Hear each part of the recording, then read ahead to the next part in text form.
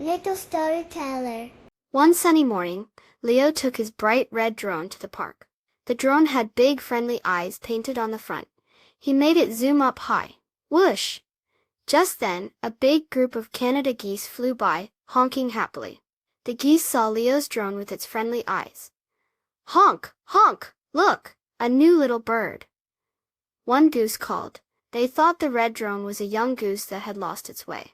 The drone, still controlled by Leo, accidentally bumped into a big goose named Gus.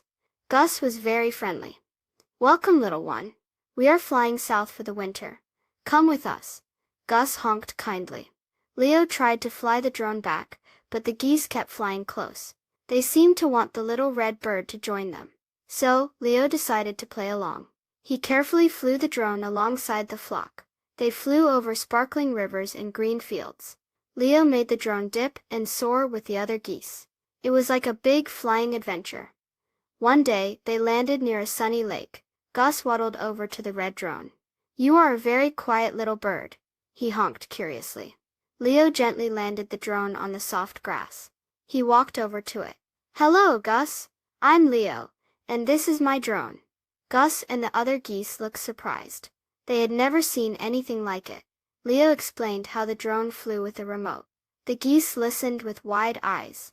Even though the drone wasn't a real bird, Gus said, "You still flew with us and kept us company."